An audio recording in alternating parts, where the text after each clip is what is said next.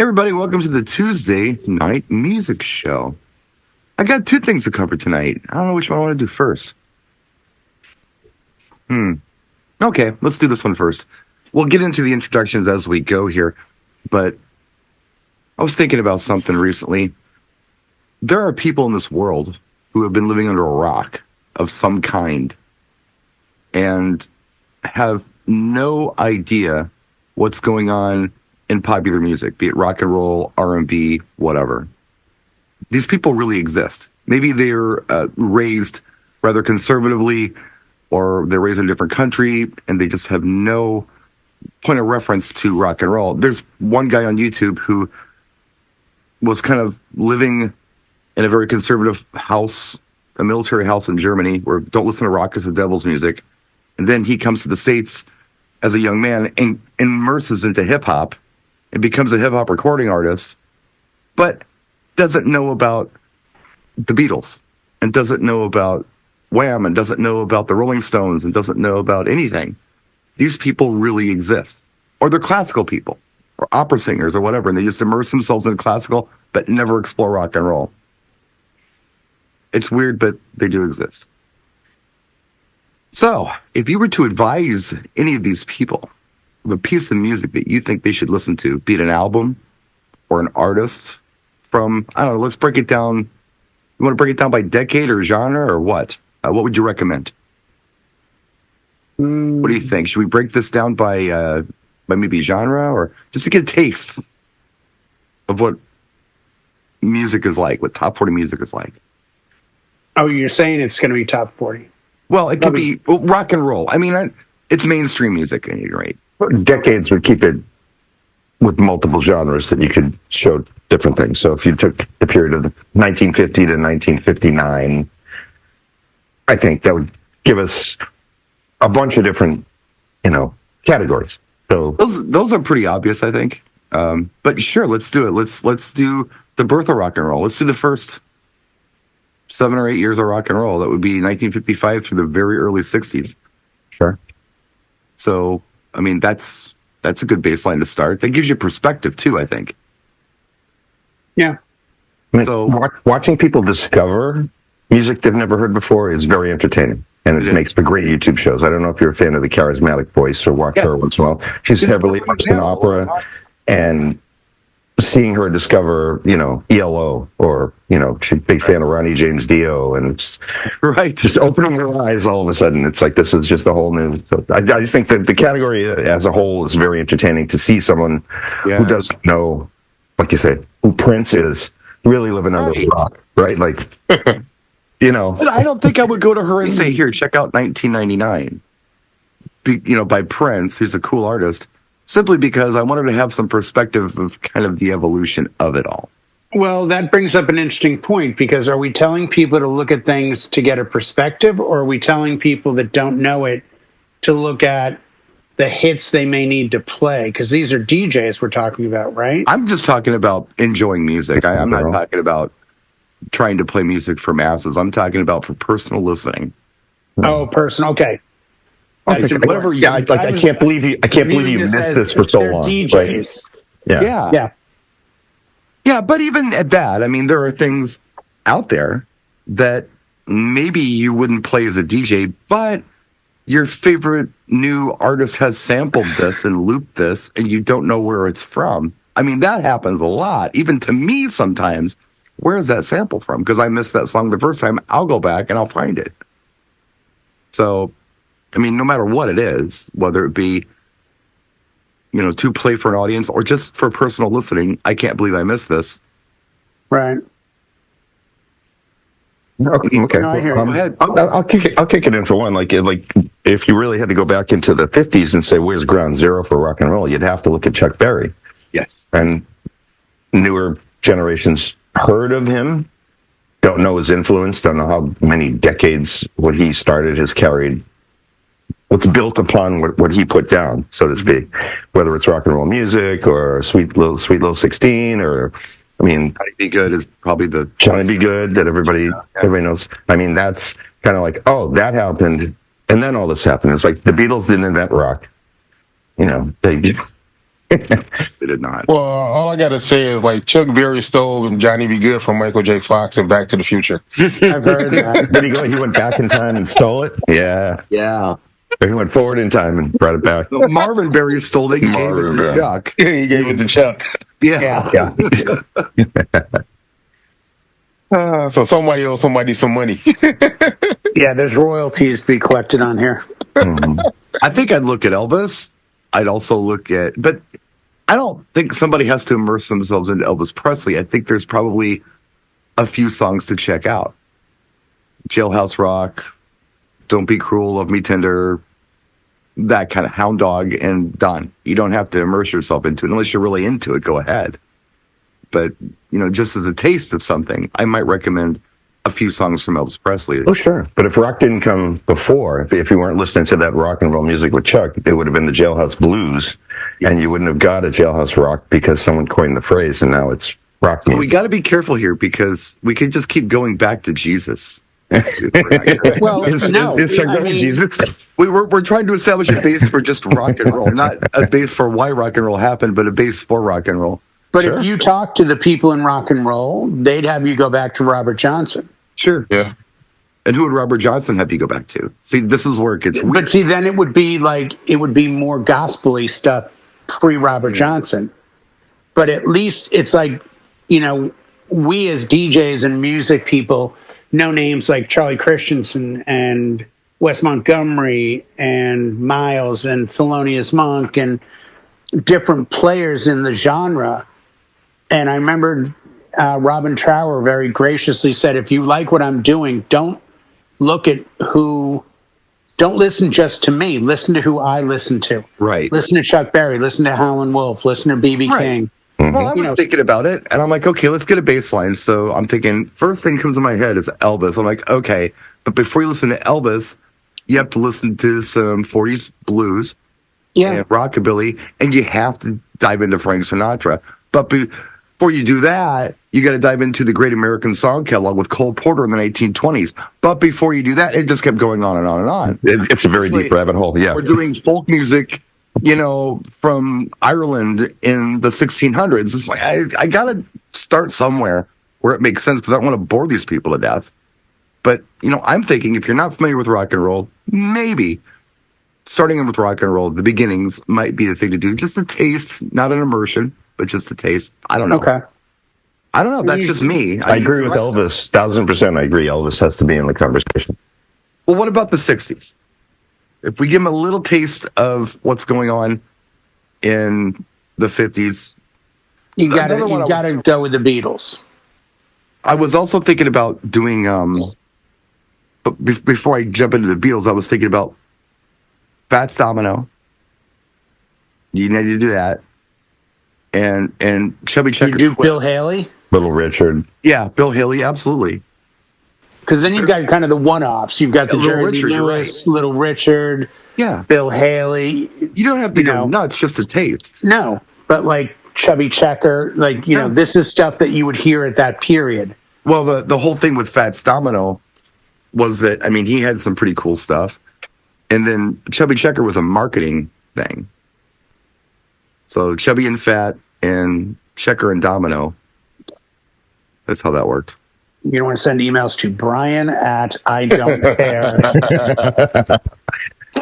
care of. It doesn't sound like Prince to me. Hey, no Little Richard, no Prince, right? Well, no, I was just going to say, of all the people in the room, Brian has named like half of Prince's influences. Yeah. Exactly. He's working his way up to Sly. Once he gets to Sly and the Family Stone, then it's a done deal. Wasn't even on my radar for this stuff, actually. Well, I think it's like, your spectrum is, it all leads back to Prince. Well, everything leads back to everything. Well, what was British pop in the 60s? It was folk, right? That was kind of what was going on. And then the Beatles kind of changed that. You had bands. You had Cliff Richard. He was doing Cliff Richard. He's been around forever. He's like... Yeah, he was doing pop right alongside Elvis. He's enshrined as well. But it was their version of it. It was... But they were taking American blues, though, for the most part, weren't they? So they were taking our stuff over there. It's like the Stones. Their first album, I think, is all just covers. It's all Delta Blues stuff. And that's it. They took the blues and then moved it forward. Mm-hmm. Because See what happens? we weren't paying attention to the blues. So it took the English artists from Stones, Beatles, Kinks, Animals to give us back what we already had. We just didn't know we had it because we were already getting lazy. You know, the truth be told, in my brain thinking about this, I really wanted to establish a baseline. Robert Johnson. But I only wanted to establish a baseline so I could get on to what I really wanted to show them. So this is homework, as far as I'm concerned, listening to Elvis and Chuck Berry and Fats Domino and that stuff. To me, that is not, this is for your pleasure. This is for perspective. Because when I'm really starting to think about things I love that I want them to check out, it doesn't happen until much later. Right. Well, let's define it in almost impossible standards. Give me 3 songs that you feel represent the 60s. Ooh, that's hard because it's such. I know. That's what I'm saying. The 60s went through such a transformation of music, and the famous artists that came out of the 60s are so far apart that it's like, if I, off the top of my head, you're doing a Peter, Paul, and Mary track, you're doing a Beatles song, and you're doing a Hendrix song, and you're kind of hoping that speaks to enough of the craziness of the 60s where from I Want to Hold Her Hand to Purple Haze to, Peter, Paul, and Mary something, because folk was huge. You'd have to do Motown in there.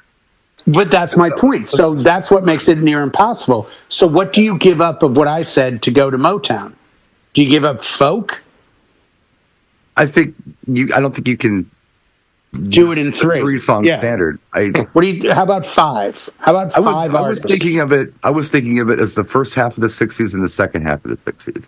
Okay, that's fair. Those are different, right? Oh, big difference. So if we do the first half of the 60s, we can actually start with Chubby Checkers, The Twist. And then you can do some early Motown stuff. I don't know if you want to... I don't remember the dates of when everything happened. Like, if we take what would you call early Motown in the early 60s? See, I mean, early Motown is like Money, right? I mean, that's like Otis? Motown. Otis come out in the early 60s? Who the hell did that song? I don't remember. But I don't think the Supremes kicked in until 65. Did the Ronettes come before the Supremes? Well, the Ronettes were on Motown. That was a Phil Spector thing. And I'm also thinking, I'll check out some music. But does it specifically have to be Motown? Can it be that genre? Well, it can be whatever you want, but you can't call it Motown if it's not Motown. Right. So can we call it R&B? Yeah, it's exactly what it is. It might open up more. Well, yeah, Sam and Dave. Stevie Wonder. I mean, Sam and Dave weren't on Motown. Right. But there's a lot of groups in that time period you get lumped into Motown just because of their style. So sometimes when you say Motown, it opens up to a lot of other groups to just get lumped into the Motown because the Motown sound was so big at that time. Aretha Franklin was not ever on Motown, but they call her Motown. Yeah, well, she was in Detroit though, so. Yeah, but she was on Arista. She was on her own label. Yeah, well, she's the queen of soul, not R&B. But if you played Respect in a Motown set, no one would look at you twice. Like, no, not at all. Not at all. It's Chain of Fools. Nobody's going to say, I've played Chain of Fools. You got any Motown? I'll play Chain of Fools. Like, oh my God, I love this. Yeah. And I'll play the Commitments version to really screw with them. And they're like, wow, I love this. I've never heard it before. I'm like, yeah, it's Motown. And the whole time, the dance floor is packed while you're playing it. Go figure. Right. When you want real Motown, you're looking at like The Association, Never My Love. That's Motown. Real Motown, Smokey Robinson. It's real Motown. If I'm thinking of defining tracks of like the mid 60s, my brain goes to Zombies' Time of the Season. To me, that feels like that's when things switched. And maybe it's not, but it feels like it switched from kind of an extension of the 50s and the early Beatles stuff to more of an psychedelic stuff kicking in. Yeah. Well, I would go with Jefferson Airplane. Pardon? Incense and Peppermints. Oh, beautiful. Fun fact, Ed King played bass for them, who then went on to write Sweet Home Alabama as a guitar player for Leonard Skinner. Fun fact. You know what I was also thinking about is artists that you could recommend to someone where people could followed their progression from start to finish. And I'll tell you where this pissed me off. And I was telling Damon about this last night, and he got very angry too. He did not like what I had to say. I was watching a couple do some reaction videos, and they decided to check out the artist Joe Jackson. Oh, yeah. Stepping out, and he didn't like it. And I got offended. What? It bothered me. Like, how can you not like Joe Jackson? You not like Joe Not Jackson? like stepping out like Joe Jackson. And then I got to thinking, well, they're lacking perspective. Because here's a guy who did kind of a punk new wave album, and then he did Different for Girls, and then he did Stepping Out, and it's all very different, and it's all within like a 2-year period. This is amazing stuff. But he didn't have the perspective of that. So with the Beatles, I'm thinking, okay, we've got 4 individuals here that you can chase after and follow their progression. You can follow the band's progression all through the 60s, and then you can start following John's progression as a solo artist and Paul's progression with Wings. And if you want to follow Ringo, you can, I guess. George did a couple cool things. Yeah. But yeah, to start at the beginning of it instead of like starting in the middle or the end or something, like Bee Gees. Another great example. Instead of starting off with, Night Fever, why not start off with New York mining disaster or something like that, to really get the perspective of how they evolved. I mean, they even wrote a song about Massachusetts. I mean, It did. and it wasn't disco. So You could do I Started a Broadway. Joke. Yeah, all those songs. yeah, Wait, they wrote other stuff that wasn't disco? exactly. That's What? right. The stuff of pre-77, yeah, they. Who is this band? I It don't was kind of know a who folk. these guys These are. brothers, they all kind of sounded the same when they sang. Australians. Australian. They're not Australian. They are from Manchester, England. They lived in They're known as Australia's Do you band. know why? Do you know why they moved to Australia? Australia claimed them. They were prisoners. Yeah. They went to They were a penal they were colony. hooligans. And they caught a warehouse on fire, and the parents were afraid they were going to get busted, so they moved the whole family to Australia because the boys were complete out of hand, just Wow. monsters. Yeah, so they moved from Manchester, England, to I don't know, somewhere on the Gold Coast in Australia, I guess. Then they started wearing tape pins and singing an octave higher. Oh Well, the tight pants up with that. Yeah. That's why they were singing so high. Their pants were skinny. All right, I'm sorry. Let's get back on track. No, it's funny. It's funny. Funny is funny. That's okay.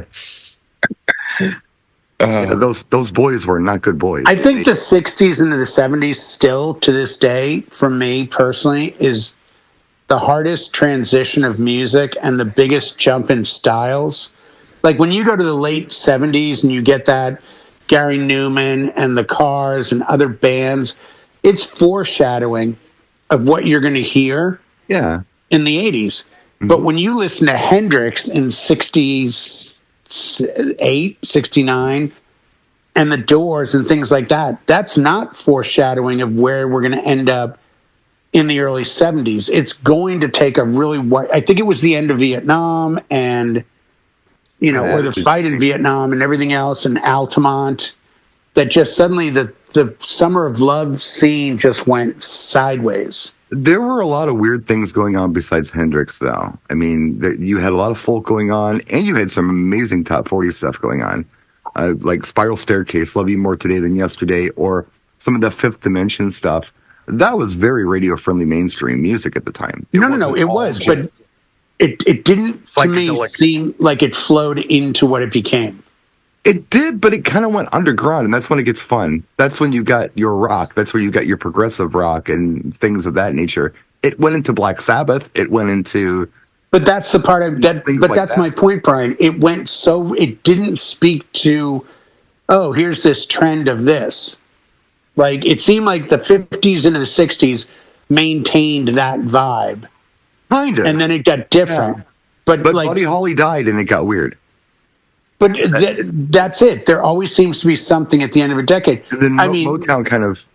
80s to 90s did the same sort of thing, where you had the wall of Nirvana that just wiped out what the 80s did. I mean, it just did. But just like everything, just like when the 70s ended, Jay. What was hot in the 70s that ended abruptly in America in the 80s? Disco. But did it really go away, or did it go underground? It went underground. It went underground. But it always existed. See, Always does. And then it comes back it comes back up. So it goes underground for a You minute. don't get Bee Gees unless you have back to the surface. Unless you have Frankie Valli. If you don't have Frankie Valli in the Four Seasons, you don't get Bee Gees because it repeats itself. It comes in cycles, right? It's like this laid the groundwork. It's almost a doo-wop group. Then they kind of turned into disco, and then you see where the Bee Gees started. You see they kind of turned into disco, and then where are we at? 79, 80, and then disco is dead, and we're burning the records in the streets. I always kind of I always think of the Bee Gees as more of an R&B band. It's more R&B than disco. When I think of disco, I'm thinking of just something a little more sloppy than what they're doing. They were doing like Casey and the Sunshine Band. That's even. I mean, it is disco, but think about what's going on with those are all studio musicians playing their hearts out on all those tracks. Those are not simple tracks that they're doing. I mean, listen to a Casey and the Sunshine Band song. There's a horn section. There's multiple percussionists. There's beautiful background vocals. They're all studio musicians from Miami, and they're playing their hearts out on that stuff. It's interesting. To me, it's interesting that it's maybe not as simple and as disposable as we may think it is, because disco was kind of formulated, and I don't think. Oh, I don't think it was disposable. Well, then you have to look at the end of the '60s with the Wrecking Crew and say, was the level of talent that was actually behind the music what helped propel it? Yeah, I mean, they were just the band to go to. They were right, but did that spawn bands being more studio guys that were getting into groups?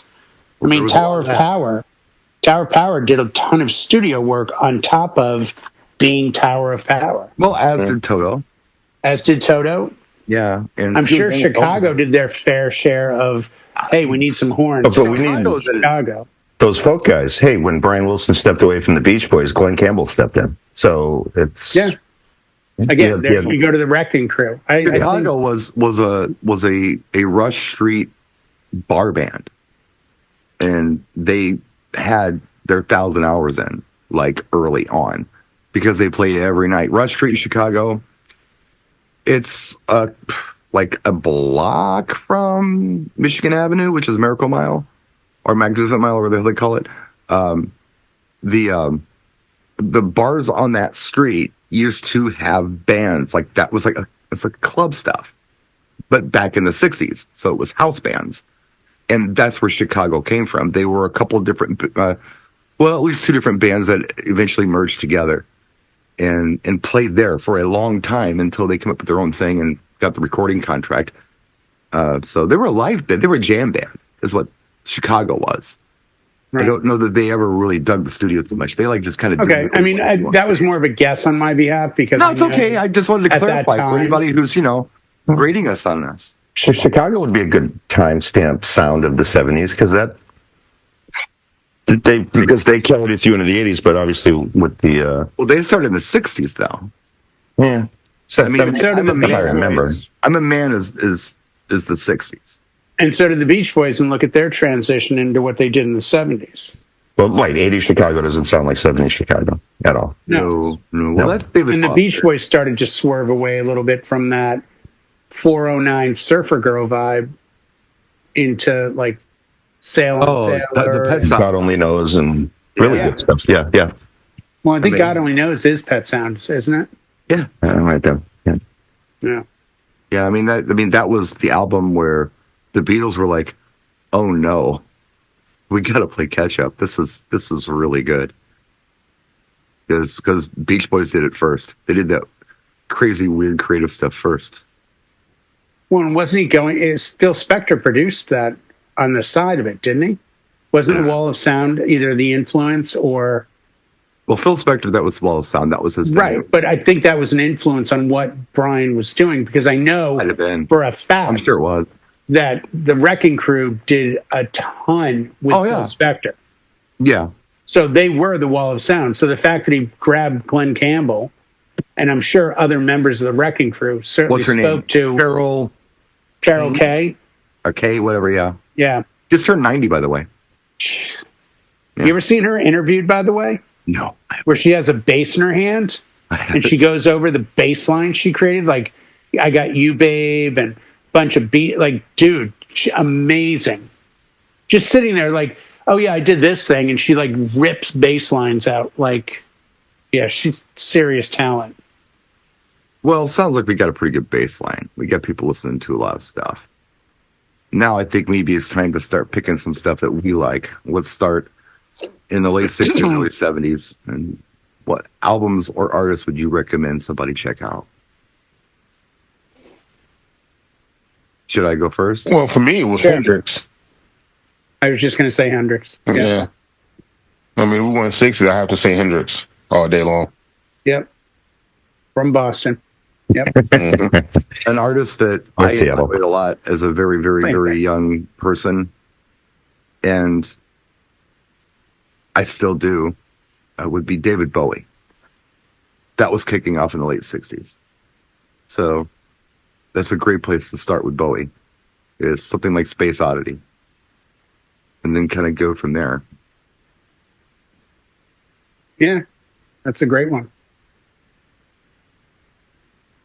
I would throw the Stones, like Exile on Main Street, or oh yeah, absolutely, Let It Bleed, something like that, because I think it really solidified where they were going. You and take what the they Rolling were Stones in of. 1968 and look at them again in 1978.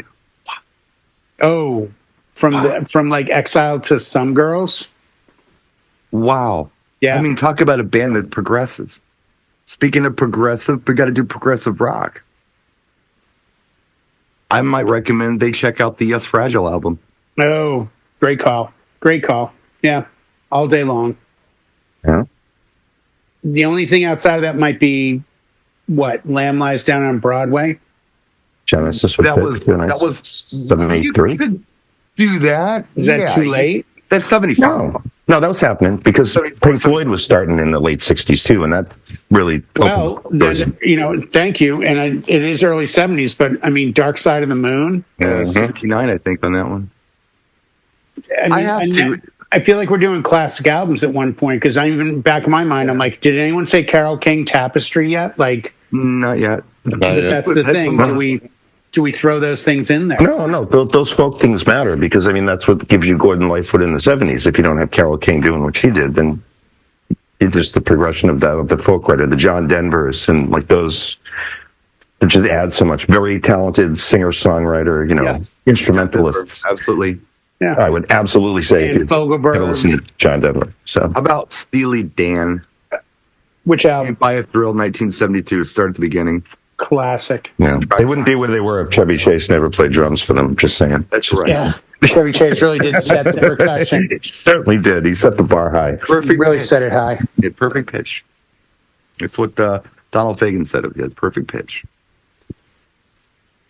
Very good. I think they're one of those bands that just is so consistent too. Like you look at their 70s work, their 80s work. I mean, just where do you think it flipped for them? Where do you think it went? Like, because there was a flip with Steely Dan, and I know it was. I think it was the track FM is where they flipped, and that was after Asia. I don't think it was. Was it before Asia? I think it was. What album? Before Asia. It was on the FM soundtrack. It was a one-off 79 FM movie soundtrack. Yeah. No. So it came. 79 would be after Asia. I thought Asia was 78. I think you're right. I think FM is 77. Older then. Yeah. We shall fact check this. We are fact checking. We shall check with the great Google in the sky. Yeah, let's see. Asia dropped 1978. So it's right there. It's right there. Yes, yeah. September of 77. Probably the same sessions. I would think so. Asia's got 6 songs on it. Well, then, if it's got to go back before that, I mean, 7 songs. Pretzel Logic was definitely different. Yeah, Royal Scam was different too. Yeah, so but they really started to go jazzy. It felt more like rock and roll on Can't Buy a Thrill, but then by the time you get to FM, it's obviously jazz.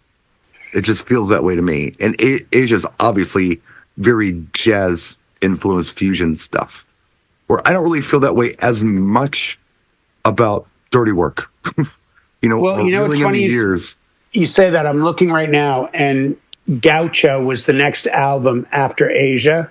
Gaucho was the 80s, and that was all their throwaway stuff. It was 1980. It was November of 1980. But it was an album that came after Asia. Yeah. FM, I think, was just a soundtrack. FM was a one-off soundtrack in 1978. It was on the FM soundtrack. I mean, they did... Along with Journey and all kinds of stuff. They did greatest hits. Yeah. They did greatest hits, and they had an album called Steely Dan that had Do It Again, Black Friday, Asia, Kid Charlemagne, Ricky. But Gaucho's very jazzy. Yeah, it is, but that's the last album. That's what I'm saying. It's because Time Out of Mind is a very jazzy track. I like that track. But I don't know, a lot of people... I like Babylon Sisters on that album. Yeah. Hey 19 is on that. Hey 19 is... It's a nice song. It's a great song, but it's very radio. Yeah. But I wonder if they looked back and said, well, we had good success with Peg. It feels like it got really formulated maybe after either Asia or the track FM. It got more formulated to like this jazz fusion stuff. Mm-hmm. It would be interesting to look up all the players because they used a lot of jazz guys early. I wonder if more jazz guys were involved later. I think you need more than 5 songs to define a decade in the 70s. I don't think 5 is enough because there's too much happening. I think there's between... Well, we're all in agreement. You got rock, disco. Yep. Dance, regular dance. Pop radio. You got Newton Johns and You need 10. Okay, we talked about country. Carole King, which I believe, yes. What about Jim Croce? See, Jim Croce's a great example of 70s folk pop, made it on radio. Yep. Singer-songwriter. 1,000%. Yeah. Short career, but... Harry Chapin and Jim Croce kind of go... They run in the same lane. I was thinking more John Denver and Jim Croce. I don't know why, but I was. Talented dudes, and they're doing... Harry Chapin was a lot deeper than Jim Croce was, I think, in my opinion. He wrote in a deeper vein. Mm-hmm. You listen to Taxi. Oh, Taxi's a great song. Great song, but deep. I don't remember anything about Jim Croce that his stuff was much more approachable. Time in the Bottle's pretty deep. It is deep, but that's like saying that, it's not Bad by Leroy Brown. It's not. A little deeper than that, But I mean, I Can Read Your Mind by Gordon Lightfoot. If you could read my mind, Gordon Lightfoot. If you can, it's known as You Can Read My Mind, actually. You're wrong. But that's okay. I'll let that slide. Right. Okay, let it slide. But we mentioned him though. But I mean, that is a taste of the 70s. But the 70s also had a lot of other stuff going on. It was sure. Well, where do you put Jackson Browne and Eagles? Oh, that's a whole other thing. I mean, but that's what I'm saying. Yeah. That's another thing we got to open up. Maybe after you establish the baseline, you can bounce around a little bit.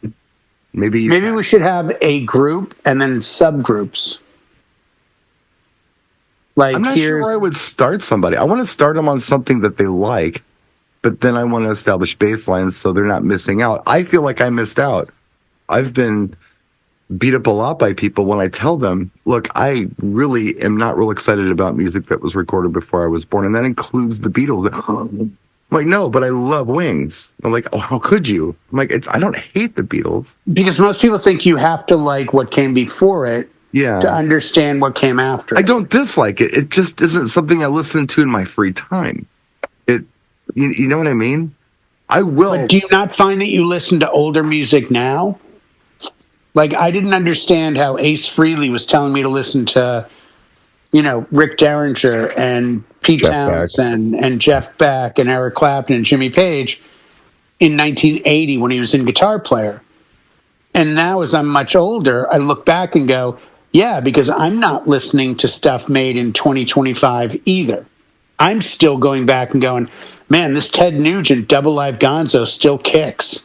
I still love Jailbreak by Thin Lizzy. Like, you tend to find a sweet spot and you kind of sit there. But it's fun to sometimes find out where did it come from. Yeah. And that might be why people are like, what do you mean you don't like the Beatles and this and that? I don't think it's that you don't like them. I don't dislike the Beatles. It's not your thing. I hated them. No, it's just not your thing. The solo stuff.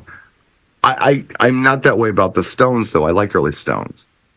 I like that. Oh, so you hate the Beatles? What you're saying? Yeah, I hate them. No, you don't hate them. It's the exposure thing. Like if you put the Beatles and the Rolling Stones on a plate together, I can tell you I have listened to every single Beatles song ever recorded, all of them. Stones, I can't say the same.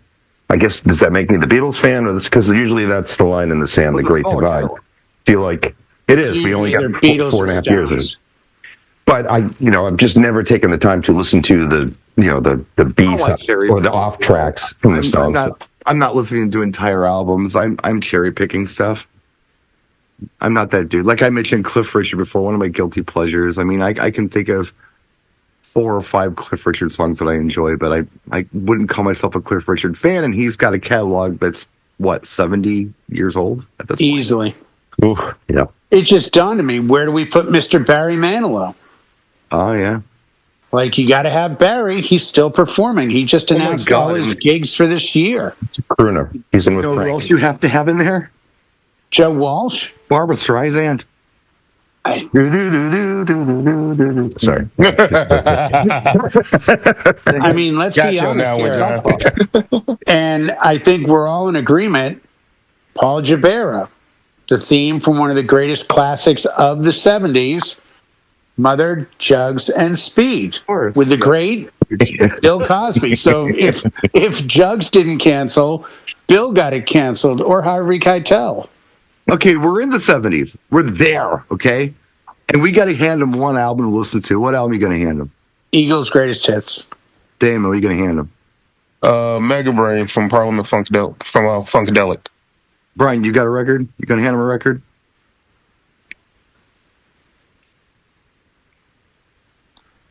Hello, sorry, I was muted. Tapestry. Good call.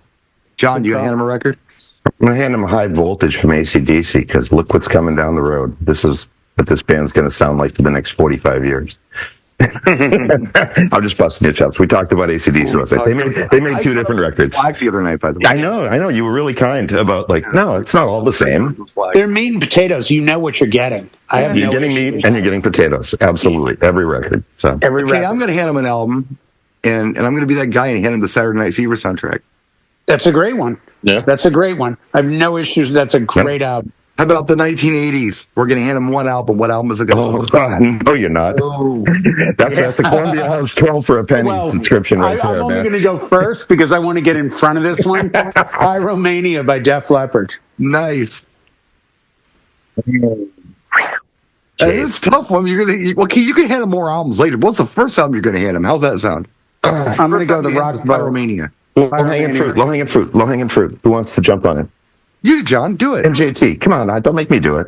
You're going to Thriller? That's a great choice. Oh, that's a great absolutely. choice. You should hand them the Thriller album. They should know what this is. They should know what it is, and they should know that Toto played most of it. Brian, what are you going to hand them? Yeah. Madonna. Nice. That's a great one.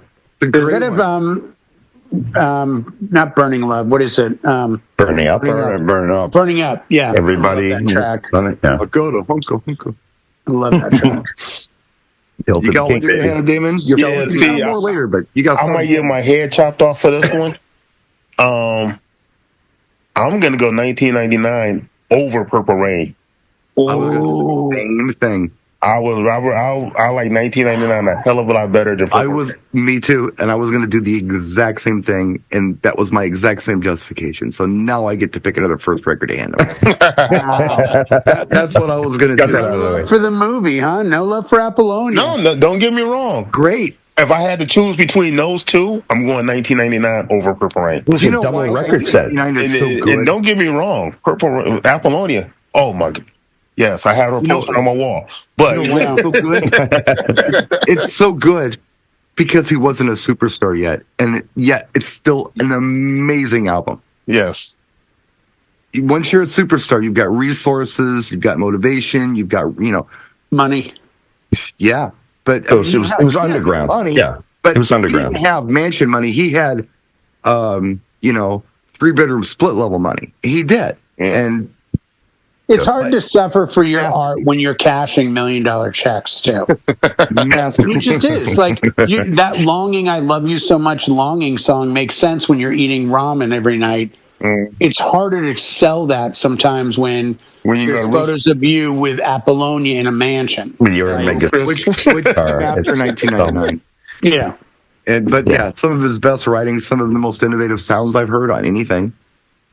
Just an amazing piece of work. So I'm with Damon on that. So what do I get to do? I got one album. I got to hand it to him. It's the album I'm going to start him off with. Okay, fine. I'll do this. This is going to be, I'm going Duran Duran Rio. Good one. Nice. Hey. Over the first album, huh? Yeah. Yeah, I think so. Okay. More polished. Rio's a lot more polished. I would have figured you would have picked Howard Jones over Duran Duran because he had more. But okay, I thought he was going to pick Jones. No, I thought he was going to pick Joe Jackson. Stay Sharp. Look Sharp at 79, actually. Well, the Stay Sharp version that I have on acid came out in 1980. So That is again, a fantastic album, and that would be a really no good one's thing heard to it but handle. me. right. Joe is that'd be a a good great friend of album. mine. His name's cut on the vinyl on the inner groove there. It says to DJJ because you know. See? Yeah. See. Limited pressing, one of See? one. And it's signed John Jacobs. Yep. I need to be a little more domestic on this. I apologize. I was going a little too deep. I can't wait for the next decade because, like, I'm in my head thinking really hard, like to name a full album from the 90s. Nice. I already got one. 90s. I got one already. Okay, Damon, you go first. You got it. I'm going Chili Peppers. Blood Sugar Sex Magic. Great one. Very right. That must have been just 90, right? 91. 91. Mother's Milk was. I love Mother's Milk. Mother's Milk is a great album. That's got to be 89, though. 88. What are you going with, Jay? Shit. I'm either going to go the 90s. Wow. I can sniff out two that I think you're going to pick. Oh, I guess about a bunch. Yeah. Those stack of records I'd hand them. Well, you know what I'd probably go with? It's one of two that really come to mind, but I'm going to probably go with Metallica, the Black Album. That's one of the two. Yeah. Great choice. The other one, believe it or not, was Sublime, the What I Got. Only because that reggae kind of rock thing really made a stance more in the 90s than it did the 80s.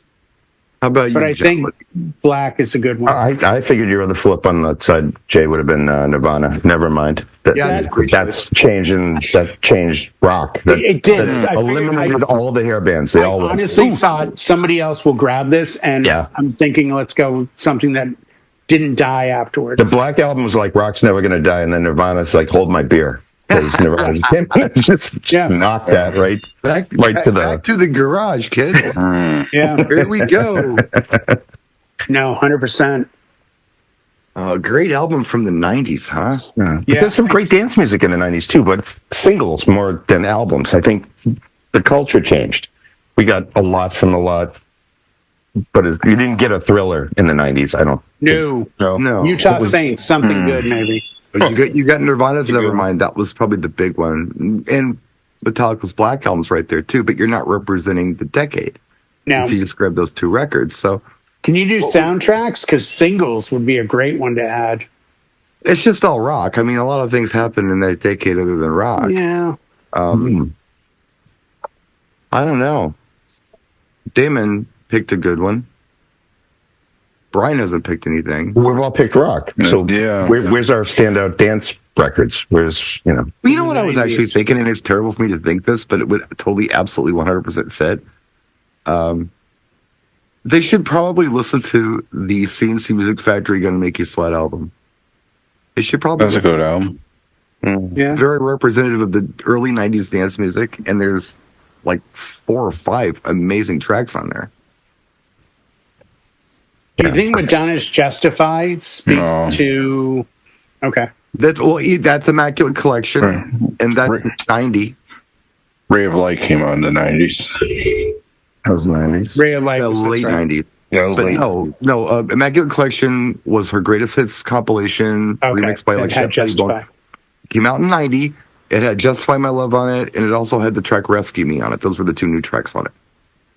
And then her next album was Erotica. Did that have Ray or no? No, that had Deeper and Deeper on it. Okay, that's Ray of Light was track. later. I love much Deeper later in the and decade. Deeper. I rocked the crap out of that at New Year's Eve in Hillcrest, let me tell you. In retrospect, I really do enjoy that song. That's a great That's a song. good song. God, I haven't heard that in forever. I'm gonna have to pull it out now. Yeah, no, seriously. Deeper and deeper. Well, my favorite Prince is Money Don't Matter Tonight. When's the last time you heard that? That's And on when you Diamonds hear and it, Pearls. that is a great track. Yeah, came out right around the time Green Day. That reminds me of Stevie Wonder in the City every time I hear it. Yeah. It's got that cool vibe about it. See, the carryover is tricky because now you have to look for like an '80s band that were better in the '90s than they were in the '80s, but they stuck around. It's like who improved, who got better into the '90s versus a lot of new pop-up artists. It's like, Man, so many artists died after the 80s, so that's the thing. yeah, They just disappeared. I don't know. I mean, there were a few that we saw some progression with. Yeah, a few though. Yeah. A lot just, I mean, Oh, the landscape changed. It definitely changed. 100%. But who did you see that came over and still kind of moved forward? Well, in my opinion, Prince did. He was doing more kind of. I mean, does Prince have an album in the 90s that you feel represents the 90s? Diamonds and Pearls is really solid. It's got that track on it. It's got Get Off. still play that. It's a really good album. Yeah. Money Don't Matter Tonight's on there. It's a great track. I do get some tracks confused from the Symbol album and that album. They both came out right back to back. And they both, like, I know the Symbol album had Morning Papers on it, and I love that track. But yeah, there's a lot of Insatiable, I think, is on Diamonds and Pearls. It's so good. Diamonds and Pearls has Cream, right? Cream. That charted. Cream, Get Off, To the Nines, Strolling, Thunder. Thunder's on there. Thunder's a cool track. Now you're trying to get me doing track lists on that album. Pretty sure Insatiable's on there. Live for Love's on there. That's a really cool track. But I agree. We were still talking about Prince in '90s, even after his start in the '70s, and he excelled in the '80s, and changed it again. He was doing the Bowie thing, like every turn. He's definitely doing the Bowie thing. Different. Every turn is a different release, and it's like, is this Prince? I just said this whole thing where he wanted to prove things to others, and then he kind of switched it around and said, I want to prove some stuff to myself. Yeah. As an artist, I think that's what he did, and that's why he went in the direction he went in the 90s. And, he kicked I'm going to say two artists that I don't think we've ever discussed or talked about, but as my brain scans the 90s, I think they're both indicative of what is to come for that decade. And one would be Dave Matthews, and one would be Garth Brooks. Yeah. I mean, if somebody said what was going on in the 90s, because even after, while I'm listening to you guys, I'm thinking, man, that first Seal album killed. And and you're both sitting here thinking about JD's Plastic Dreams.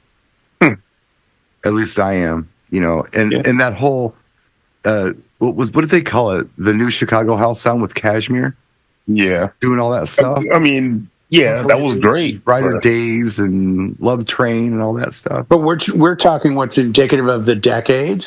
It again, underground came back up later, but that's what's happening.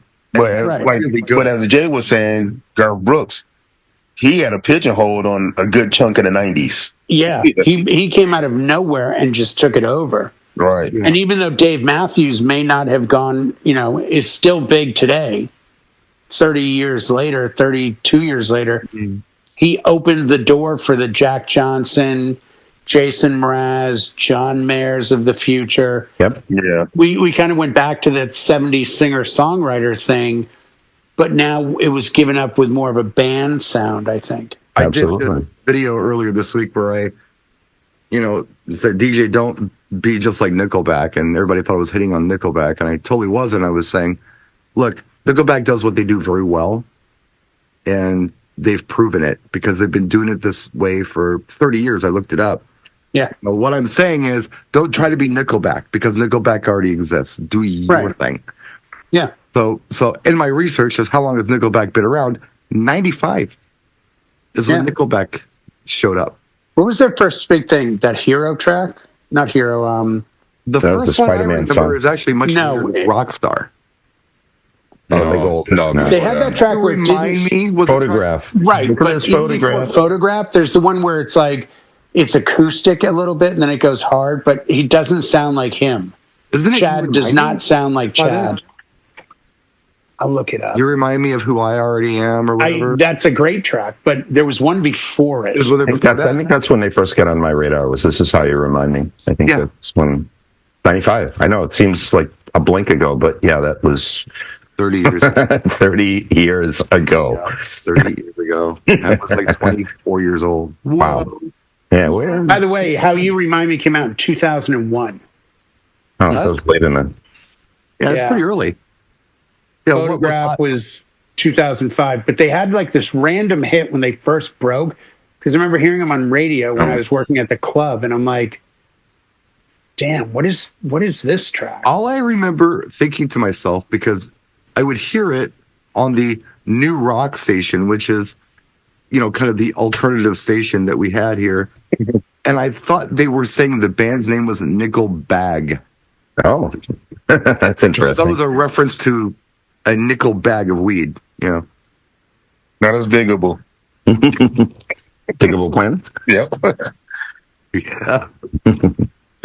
Well, the Doobie Brothers, Yeah. that one slipped right by me. Right. But before we shut the door on the 90s, because of what Garth did, you got to at least acknowledge Shania Twain blasted open the barn doors and launched country music into a whole decade of us getting endless requests for country music and boot scoots and I'm just all the that. reason I would never recommend anybody listen to a country album. Shania, come on, the first record, there's like 5 or 6 number one singles. Even on pop, if it crosses over, it can't be entirely country, right, Brian? It's like it's too good. You know who we totally missed in this? Who? We totally missed in the 70s? Who stayed relevant for like the next 45 years? Engelbert Elton Humphrey. John. Yeah, we did. Yeah, We Totally missed Elton John. Elton John and Billy Joel. That's side by side. Well, we did Barry Manilow, but we Yeah. missed. Yeah, and Streisand, but we missed. You mentioned Streisand. It goes there. It just goes. One of my favorite Elton John songs came out this century. I mean, the guy is just prolific, and he just hung it up, like just recently hung it up for touring. But, yeah, and John reminded me on the chat that we need to acknowledge our sponsor. DJ Event Planners, our sponsor tonight. Check them out in the description of this video on YouTube. Click on the link. Alternately, you can check out other sponsors as well. They'll be down there too. We've gone at least an hour or close enough to it, so we could probably put a fork in it.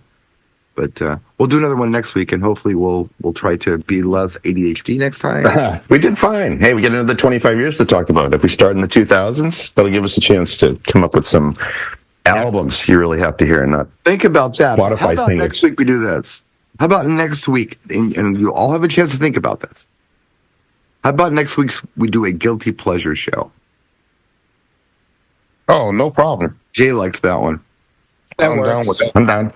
The guilty pleasure show next week, or I don't know, maybe it's in a month, depending on how John uploads these things, I think he's pretty quick with or it. maybe it already happened. We don't know.